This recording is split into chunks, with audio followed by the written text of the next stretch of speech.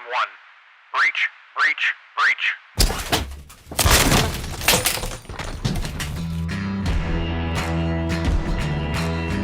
You're listening to Breach Your Mind.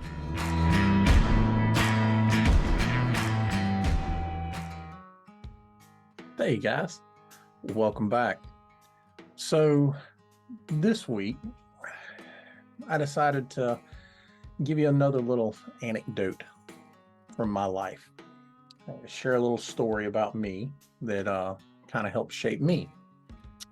This one is obviously one that has already occurred because I'm not quite good enough to tell the future yet. But this is one that, while it's in the past, it's not a great deal in the past. It's actually a story that my wife likes to hear me tell people. Hopefully, I can convey it to you, with the same animations and I guess comedic value that it's conveyed when I'm in person. If not, I tried. So back when I first started in my profession, I was already kind of a big guy. Height wise, I'm 6'2", and I've always had broad shoulders.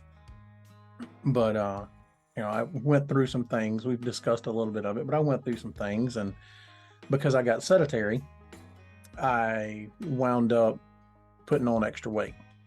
So when I got into my current profession, I come in probably around 260 pounds. Well, there's a lot of things that they teach you when you're going through the academy and getting ready to join this job. A lot about the law, how to handle calls, how to handle people, how to, do a bunch of different techniques, a lot of skills. But one of the things that they don't teach you, and probably should, is about what the job can do to you. Not how you can affect it, how the job can affect you. And obviously, just like any public safety job, the calls you go on and the things you see, all that stuff kind of gets imprinted in your brain. And, how you deal with it's how you deal with it. And they don't really teach you a lot about that. But there's another side of it that, they don't cover, at least as far as my position goes. I imagine it's probably the same for others. But so my career has revolved around being on patrol. And in that, it's just like it sounds. For the vast majority of my shift, I'm in a vehicle driving around particular areas, looking for things, seeing what's going on, riding calls, so on and so forth. But the vast majority of my job, I'm in a seated position and, I'm driving. Along with that, there's a lot of fast food. There's a lot of bad food. There's a lot of energy drinks and high calorie sodas and sugar and so on and so forth.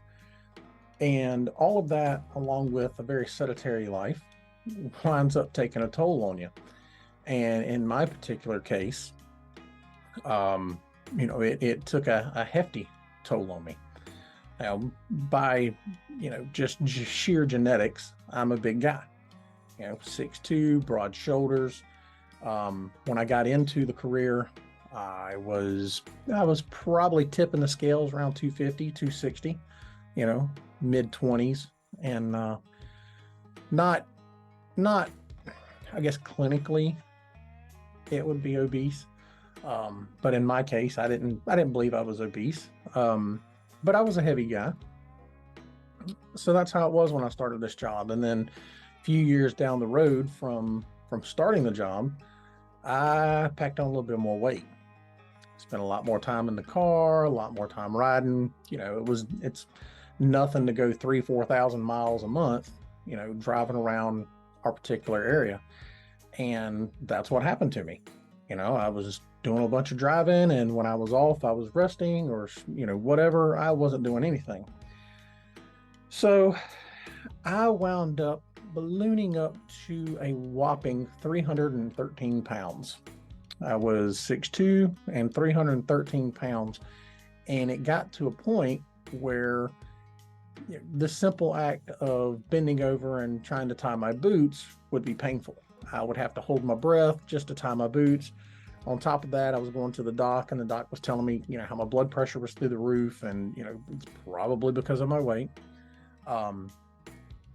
So it was around 3 or so years in, I finally decided, what, maybe I need to make a change.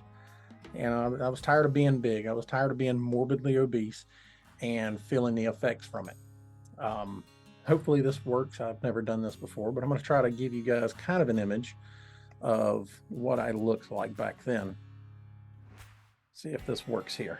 For those of you that are only listening to the podcast, not watching the video, I do apologize for you, but those of you that know me, you've probably seen one of these pictures before. So there you go. That is me, as you can see, in 2009. That's me right there. I'm the big guy.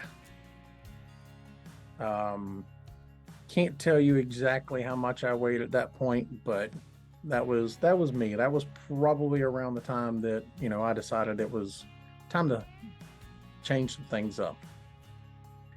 So I wound up going to a doctor and getting on a diet plan, calorie counting, and I was in the gym every day. 2 hours a day, nothing but cardio. And I did that for about 4 months. And in 4 months, I dropped almost 100 pounds. So I went from 313 pounds to 227 pounds in right around 4 months, give or take a little. So I dropped, at least in my understanding of things, I dropped a lot of weight in a very short period of time. Well, in all of that, I didn't take into consideration how that aspect was going to affect me. I felt like I was a tough guy. I mean, I had to be some kind of tough as far as strength goes because I had to carry all that weight around. And it wasn't until the end of my dieting that I changed up my workout routine, going from nothing but straight 2 hours of cardio to doing a little bit of cardio and doing more weight training. And so it wasn't toward the end there because, once I lost all that weight, I had to build that muscle back up. But mind you, I still had that mindset of being a big guy. I was still a big guy. Most of the people I'm around, I'm taller than, my shoulders are bigger than, I outweigh them. And that's pretty much how most of my later teenage years and early adulthood, now obviously my adulthood, have gone. I've been the big guy. And that mindset kind of got stuck there. So, fast forward a little bit, I've dropped all this weight and I'm 227 pounds. I'm feeling good about myself. I'm breathing better, sleeping better. Everything's kind of going good for me. And we get a call. I'm on the road on patrol and we get a call. And the call goes out that a victim is called in and said, it's the grandmother is called in and said the children's mother has said that her kids were going to meet Jesus tonight. Before I go any further, let me preface this with, I've said it plenty of times before, and I don't want anybody to get it misconstrued. Mental illness is not a joke. And what this family was going through, what this person was going through, it's not funny. It was traumatic for them. It was traumatic for what they were going through. It's traumatic for everybody in that home. So that's not what this story is focusing on. The story is focusing on it from my perspective. So with that being said, like I said, I'm riding around on the road and I get the call, Mama said that her kids are going to meet Jesus tonight. Well, kids are involved and, if I can do anything to stop that from happening, I'm going to. So here I go, lights and siren blazing across the county, burning up the road, trying to get to this home. And when I get there, there's a guy standing in the yard waving me down. I whip in there. Now, mind you, in calls where it can involve violence or, anything dangerous, typical protocol is we wait for more people. We don't know how many we're going to need to accomplish something, but we like to know that we got as many as we can get there. I was cocky. I was extremely cocky about it. No way in the world I was going to let these kids get hurt. So here I go. I just barrel right into the driveway, get on the radio to dispatch, hey, I'm on scene. I jump out of the car, and the guy that was in the yard was, motioning me toward the house. Hey, she's over here. She's lost her mind, yada, yada, yada. So I rush into the house.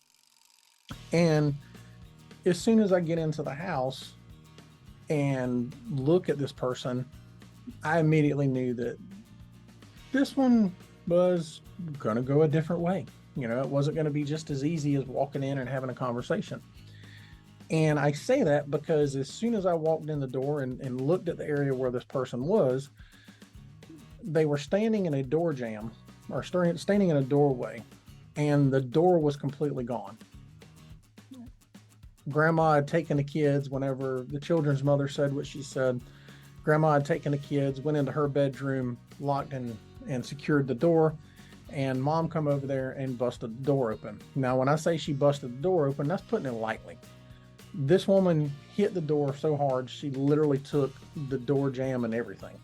So the door and everything that's attached to the door was now inside the room, and she's standing half in the room and half in the area where I'm at. So while I don't work for a federal agency or one of the ABC agencies, I do know how to pick up on some context clues. And while I understand the construction of that particular home, was not the same as a regular stick-built home, I do also know that, well, those doors don't just fall off real easily. At least not in one that's, even remotely somewhat maintained. So I look over there and I see this female. She's vastly smaller than me. Like I said, I'm 6'2", 227 pounds, feeling good about myself, been in the gym. And I look over and here's this woman. She's 5'6", 5'9", somewhere in there, somewhere in the range of 140, 160 pounds. She doesn't stand a chance against me. I'm a big guy. If she wants to try to go after those kids and she's got to go up against me, she got a tall tree to climb, because it's not going to be easy for her. And this is my mindset walking into that situation. So she sees me finally, and she just basically looks right through me. I might as well have not even been there, because as soon as she looked at me, her eyes were just dead inside, and she was looking straight through me. Again, context clues. Most people, when they see you, they acknowledge you, something. I got nothing from her. She looked in my direction, and I wasn't even in existence. So it seemed. So I walk over there. And in our profession, especially during those times, a lot of us were trained and operated off of the premise of ask, tell, make. So we'll ask you to do something, we'll tell you to do something, and then we make you do something. So we all operated off of that mindset, and off of that, I say we all, the vast majority of law enforcement that I knew operated off of that principle. So I go over and I'm trying to defuse the situation. She's obviously upset. I look into the room where Grandma is. Grandma's got these two small children. The children are crying. You could look at the face on Grandma, and Grandma was terrified. And, here I am, standing in front of this woman. And when I'm telling you standing in front of them, like from me to my computer screen, we're talking a matter of a couple of feet is the distance between us. I'm in her personal space. And I'm looking at this woman, and, I said, hey, I'm sure I was with the sheriff's office. We're going to, so why don't we go ahead and go in here to the living room and sit on the couch and talk about what's going on. This woman looks at me, looks me up and down, and then dead looks at me in my eyes and says, I'm not afraid of you. You can't touch me. Physically, I know she is wrong. She's a couple of feet away. I got a pretty good span on me. Yeah, I can touch you. But she's looking at me and you can't touch me. So I look at her and, I've already asked her if we could go into the living room. I said, all right, look, go into the living room so we can sit and talk about what's going on. Again, she just sits there and stares at me. I'm not afraid of you. Well, I mean, I don't go around trying to make people afraid of me, and I wasn't hoping she would be afraid of me, but I kind of hoped that she would look at my size and realize that a fight with me is not gonna end well. It's not gonna go in her favor. But that's not what I got. Instead, what I got is this woman looking at me with these cold eyes, telling me she's not afraid of me. I was essentially, what I took from her words and her demeanor and her actions was there was nothing I could do. She was going to do what she wanted to do, and there was nothing I could do about it. So like I said, I've asked, I've told, now it's time to make. So I tell her again, all right, we're going into the living room and we're going to talk about what's going on. Now, notice the change in the words. We are going into the living room to talk about this. So as I said that, I reach in for her wrist. I'm going to grab her by both of her wrists, and we're going to start walking into the living room. Guys, I can't really think of the best way to describe it right now, other than as soon as I grabbed her wrists, there was a fight bell that went off in her head that I was not privy to. As soon as I reached out and grabbed her wrist, inside of her head, all she heard was ding, time to fight. And that's exactly what she did. I grabbed a hold of her wrist, and she immediately started flailing her arms above her head, and me not expecting that this is going to happen. I'm clenching onto her wrist, trying to hold on with everything that I can, because now I've obviously upset her even more so. She's already kicked the door off the door jamb, or kicked the door jamb out of the wall. And now I've got a hold of her. And the only thing I can think is don't let go of her. Because if I let go of her, she's got use of her hands, and God only knows what she's going to do with that. So while I've got a hold of her, I decide that since she's not going to do what I've asked her and suggested and now told her, I'm just going to start trying to drag her in there. Well, that didn't work out so easily either. I'm holding on to her wrist, and I start trying to drag her, and she's fighting against me, and we're only typically making it a couple inches every time I give it a try. We wind up bumping into some, 3-foot tall accent table that's sitting there in the little area. Knock it over. The stuff on it goes all over the place. And I finally get her to, I guess you'd say, the den. And to kind of give you an idea of what I was looking at, it's a double wide trailer, and all I can see is OSB plywood floor. Okay. For those of you that don't know, plywood is, mostly used for flooring. Or I say mostly, it's used for flooring, it's used for roofing. But especially in homes, plywood is, in mobile homes, plywood is used for the floor. And OSB is just a type of plywood. It's like a bunch of wood chips that have been glued and pressed together. And that's what the flooring was in here. They had removed all the carpeting, any laminate that was in there. They'd already pulled all that up. And so it was nothing but this plywood floor. And typically OSB has two different sides. One side is nice and smooth, and the other side is more textured. This one was textured. The textured side was up on this. So as I get her into the den area, and we're struggling, I finally managed to get her off balance, and down we go. We go down to the floor. And fortunately for me, I was able to get her positioned so that when she landed on her stomach, and she wound up landing with her hands underneath her, with me on her back. Now, like I thought, I would hope you would think that, well, I've got the upper hand here. She's on her stomach, she's got her hands underneath her, big 227-pound guy laying on her back. Hey, that's nothing but advantage right there. Advantage me.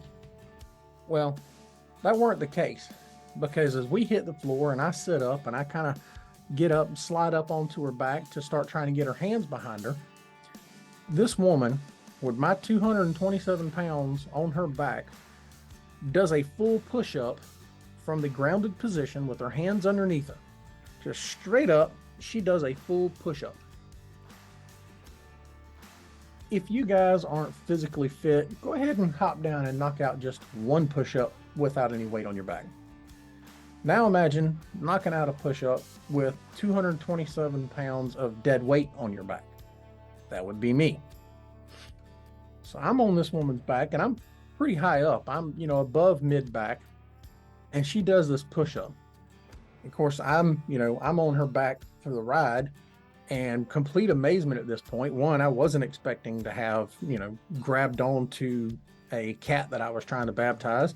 Didn't expect her to be as wily as she was. And I definitely didn't expect that once I got her to the ground and I was on her, that she would be able to pick up her own body weight plus mine. Again, 5'6", 5'9", 140, 160 pounds, somewhere in that area. While she may be average or above average for the woman's stature, she was small compared to me. There's no reason whatsoever this woman should have been able to do a push-up with me sitting on her back, at least not looking at her physically. So she does this push-up on her back, and I lay back down on her back, and I'm trying to get her arms out from under her, and she finally collapses back down to the plywood floor. So now we're on the floor, and I'm trying to wrestle her arms out. I've got my hand on her back, my right hand on her back. I've got her left arm, and I'm pulling on her left arm, trying to get it to come up from underneath her, and nothing's happening. Like, I'm tugging on her. She's doing nothing but thrashing. I keep feeling her feet hit me in the back because she's kicking me in the back while I'm sitting on her back. And it's at this point that I've realized that I put myself in a bad situation. Because what happened next, or during this time, was I feel a tug on my collar, on the edge of my shirt. And what that was her brother, the guy that waved me into the yard and told me she'd done gone crazy. He was now reaching in, grabbing on my shirt and pulling on my shirt, saying, "Please don't hurt her." Now, I'm obviously not trying to hurt her. She's trying to hurt her kids, and they can't control her, so they've called us. I'm trying to control her. But all this guy sees is my big body on her little body, and us wrestling. So he reaches in and grabs on my shoulder. And in our profession, that's a bad situation to be in. You never want to be on the ground and have other potential assailants, standing around you, not if you can help it. And of course, I had to be all, John Wayne about it and just go rushing right in because I'm going to save the world and save the day. And now I've put myself in this position. So her brother reaches in, he grabs a hold of my shirt and he starts pulling on my shirt. And he says, "Please don't hurt her." Of course, I have no idea what his intentions are at this point because my attention has been focused on this wet cat that's in front of me, and he's pulling on me. So I did the only thing I knew to do, which was swing my arm back up towards him to get his hand off of me, and then yell at him, to stay off of me and stay back. Well, he backs up. I get back to work trying to get her under control. And I'm starting to pull on her wrist or pull on her arm. And, while I'm sitting there pulling on her arm, all of a sudden I feel something touch the inside of my wrist, my left wrist. And when I looked down, it was her lips. She had turned her head and was trying to bite me on my arm now. The only thing I knew to do was to put my forearm across her head and press her head into the floor to try to keep her from biting me. When I did that, I was able to gain a little bit of space. Now, mind you, the last thing that my dispatch or any of my guys had heard was me say that I was on scene. They had no idea what else was going on. I had no idea if anybody else was coming. I presumed they were, but I didn't know. So the last thing they heard from me was, I was on scene. They had no idea what was going on right now. And here I am and struggling with this woman. I got her brother reaching in on me, and I don't know what else is going to happen. She tries to bite me. I get her mouth on me and get her head down to the floor. And it was at that time I realized, hey, you know what? I need to let somebody else know that I could use another hand or two. So I sit up, and just as I push the button on my microphone, she lets out this low bass-filled growl that winds up getting heard through the radio as I'm trying to talk. Just as I keyed up to say, hey, she's fighting me, all they hear is just coming from her. not a woman's voice, not the tone and pitch of a woman's voice when it's yelling or screaming, a bass-filled voice just grunting and growling as I'm trying to talk over the radio. So you hear my voice and then that noise back behind it. Notified dispatch, that's what's going on, and I get back to work. I'm doing everything I can here to try to get her under control. I finally managed to get her wrist out from under her left wrist out from under her, and I roll that one up to her back, and I get my handcuffs secured on that one, and I wind up using a leg to kind of wedge that arm into position so she can't pull it back out. It's up back behind her head. There's nothing she can do with that arm at this point. So now I can focus on the other arm. So again, put my hand on her back and I'm pulling on her right arm, and guys, just absolutely nothing was working. I couldn't pull it out. I couldn't wrench it out. There was no lifting her up sideways a little bit to get weight off of it. There was nothing. Everything I was trying, I wasn't getting her hand loose. This woman was fighting me with everything she had, and for all intents and purposes, she was winning. This small frame woman was kicking my butt right here in the middle of this double wide trailer. Couldn't get her arm out, so I finally decided, you know what? Nothing else is working. I'm just going to start yanking on this thing until something happens. Whatever happens, happens, but I've got to get this hand out. I've got to get her a set of handcuffs, because then I'll have her under control. I'm sitting here and I'm yanking on her arm, pulling as hard as I can. And finally her arm pops out, and she rolls as her arm comes out. I managed to roll her arm up, and I get the handcuff on there. I finally got the handcuffs on her. She is secure. Situation is calm. I have got it under control. I sit up, take a couple of breaths, because I wasn't prepared for what had just happened. Take a couple of breaths and I stand up. I'm like, all right, I need to get her up and get her outside. She obviously needs to go to the hospital because something's not right. This isn't a matter of this woman has trained more than me or been lifting weights more than me, or, is super good at CrossFit or any of these other little fitness things. It wasn't about that. Something wasn't right. This woman had superhuman strength, it seemed to me, and it was time to get something checked out. So at this point, I'm very much concerned about her mental well-being than I am anything, aside from the fact that I'm getting my butt kicked by this woman right there in the middle of their double wide trailer. So I'm on her back. I get my breath about me. Only takes a second or so, and then I stand up. And typically, once I've got the handcuffs on somebody, that's it. Stand them up, cooperative, get them out there to the car, take them off where we got to take them. Well, I stand up and I reach down and grab this woman, and as I start to try to roll her over and stand her up, she comes alive again. And I couldn't freaking believe it, because we had just done all that. In my opinion, I'm probably more physically prepared for what's going on than she was, but I'm already gassed and she's ready for round two. And I wasn't. As soon as I stand her up, she gets her feet underneath her and she takes off trying to run down the hallway of this double wide trailer. Fortunately, I was able to keep my hands on her, and I'm pulling back against her hands. And guys, I don't know if you've ever had both of your arms behind your back, but when somebody's pulling on your arms and they're behind your back, that's not comfortable. This didn't faze her. Me pulling on her arms, trying to keep her from running off, did not faze her one bit. So here she goes trying to tear off, running down the hall. Nothing's working. So I finally use a technique that I've used a couple times before, and I wound up getting my arm between her wrists and her back. And I put my hand up there, neck on the side of her neck, put my fingers on her face, and it was like driving a horse at this point. As soon as I took and pushed my hand to turn her head to the right, her body immediately followed. As soon as her head turned, any of you guys that ride horses, as soon as you're holding on to the reins, as soon as you pull one way or the other and pull that horse's head one way, the horse is going to go where its head goes. Well, that's exactly what happened here. I pushed her head to the right. Now I'm steering her. And this is a positive thing, because to the right is where the front door of the residence is. I'm getting her away from the kids. We're getting close to where the car is. All right. We've got some good motivation here. We've got some good momentum. We're almost done with this. So as she gets turned, we start going toward the door. I'm now behind her pushing. And the only thing I could think is, man, as soon as I get to that door, we're done. I've got it handled. We get all the way up to the door, and just as we get to the door frame, she throws her leg up and catches the door jamb and stops us both dead cold in our tracks. Stops us dead cold. Now, imagine having somebody push you forward, how difficult it is to keep that from happening. Now, she throws her legs up, it catches the door jamb, and boom, it was like hitting a wall.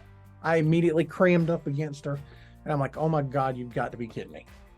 So I pull her back, I shove her forward again, and boom, she stops us again. Pull her back, shove her forward again, boom, stops us again. Guys, I had no idea what to do. You know, there's no reason as to why this woman should have been able to best me at everything I tried.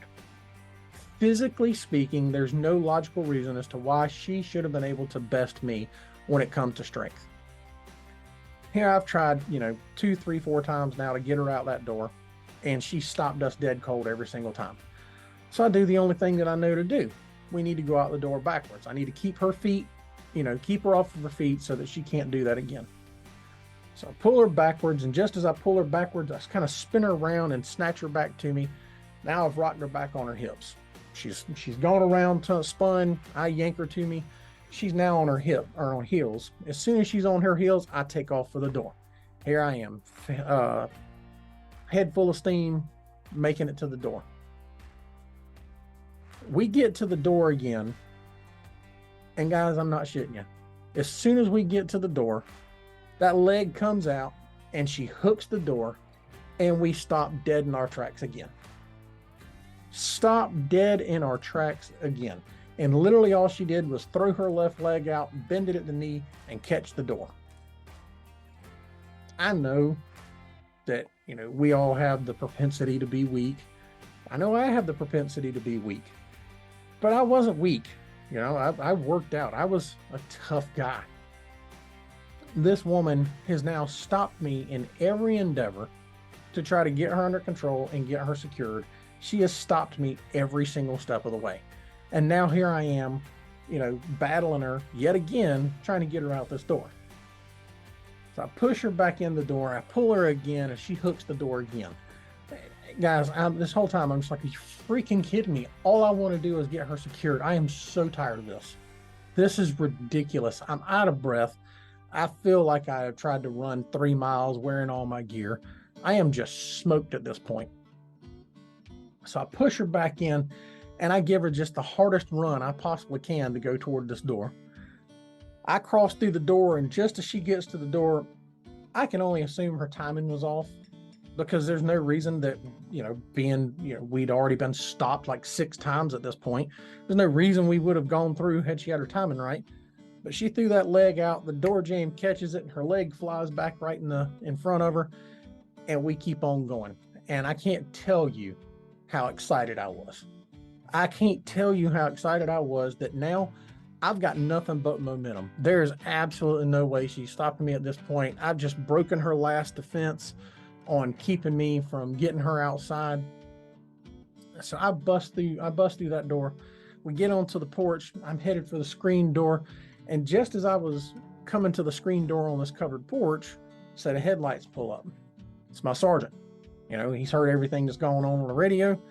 He's there to help. I don't know where he was what felt like 10 minutes earlier, but we'd gone at it for a minute, and we're on the downside of it now, guy. So as he gets out, starts coming up the yard, all he sees is me come out, run across this screened-in porch, hit the screen door with my shoulder, jump off and it wasn't but 2 small steps. I jump off, clearing the steps, dragging her behind me. Her feet just down the steps to the ground. As he stops and goes, hey, I go rushing past him, just dragging her feet through the dirt all the way to my car, open up the car door, put her inside the car, get my hobble restraint out, throw it around the ankles, secure the hobble. And guys, as soon as I shut this door, it's like somebody reached in and turned off a light switch.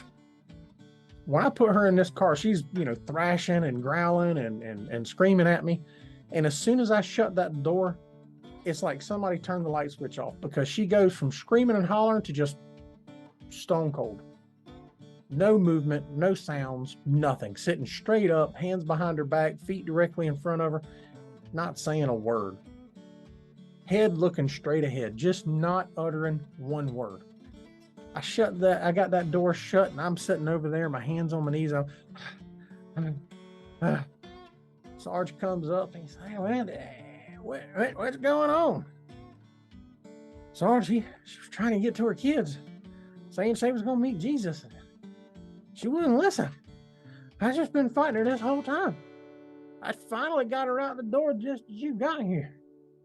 He said, all right, well, go ahead and get her on up to the hospital. I'll go in here and talk to the family. Okay. Yeah, give me a minute. Need to breathe. A little lightheaded, a little woozy.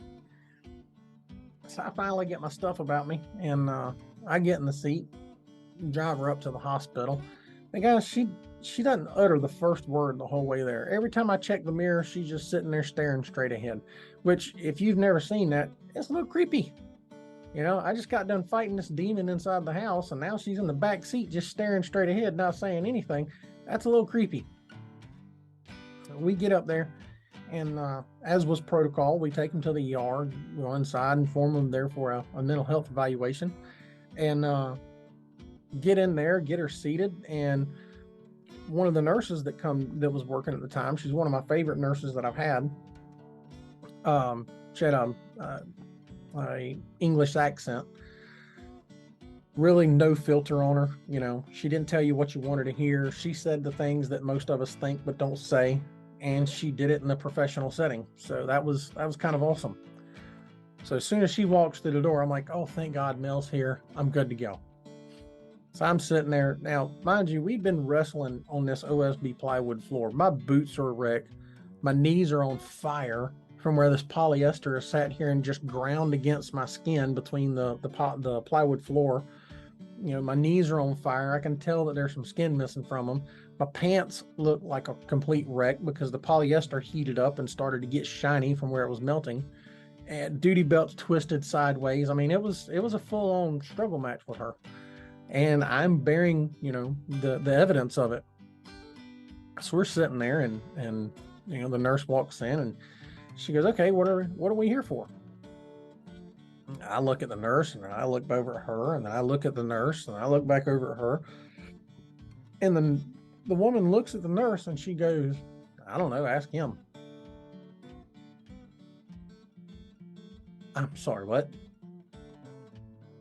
You don't know why we're here, and she needs to ask me. Okay. Mind you, I done fought with this woman. I done been fighting with this woman. She's done had a whole slew of things happen to this point, and she looks at this nurse, I don't know, ask him. Of course, now here I am, you know, completely baffled that she would say that. I mean, she literally could have said just about anything else and I would have been good to go. But I don't know, ask him. Nah, I play it. I don't work. I'm looking at her, I look at the nurse, I look at her, and, you know, just kind of back and forth with my eyes, you know, big and wide. And the nurse looks at me, and I went, she just got done fighting me.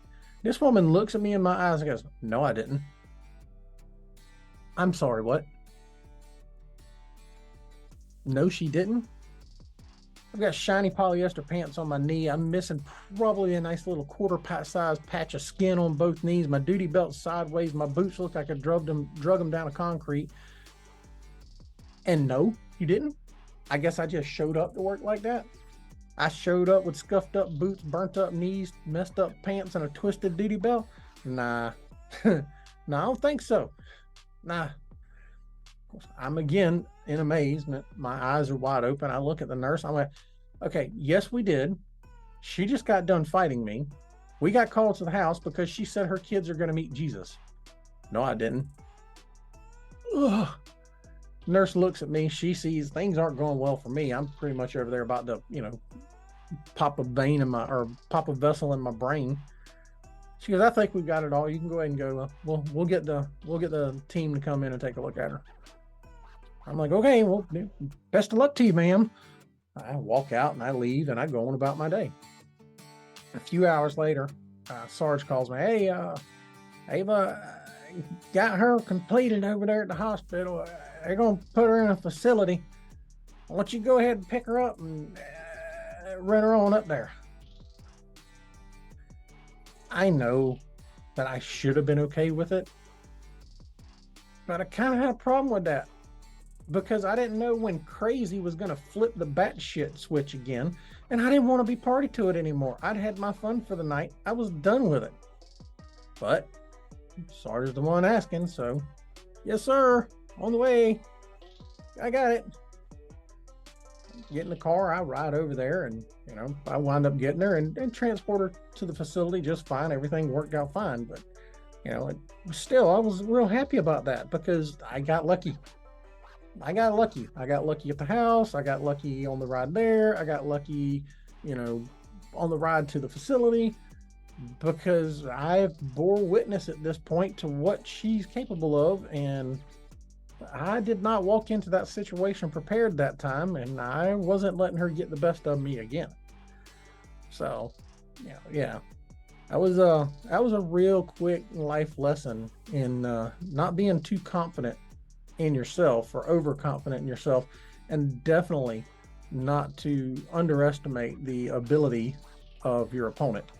Whether or not it was a physical thing, a technique thing, whatever. There was definitely a moment there where I underestimated her, and it cost me. I paid for that one. I was the one with the bumps and the bruises that come away from that one, not her. So, yeah, there you go. A little story on how I learned not to underestimate people. And I will say this, that if I do have to struggle or fight with somebody, thanks to her, I would much rather it be someone my own size. I would much rather have to deal with someone my own size because they're easier. You little guys, I don't know what it is with y'all. You small frame people, y'all are wiry. Something built different about y'all. I don't know what it is, but y'all a little wiry, a little wiggly, hard to hold on to sometimes, especially when the intent is not to hurt you. Hey, you're a little difficult. So there you go, guys. That's going to be today's show, and hope you got a little chuckle out of it. Maybe through that little story you can take away a little insight for your own. That way you don't have to learn the hard way like I did. I've been heard saying it before that sometimes some of the the best lessons learned are the hardest learned, and that's the case for me. Hopefully you guys, if you haven't gone through something like that, hopefully this can stop you from from going through it yourself. So there you go. We'll get back at it again next episode, and until then, appreciate you guys hanging out and listen to me. If you got anything, reach out, and till the next time, you guys be safe. See ya.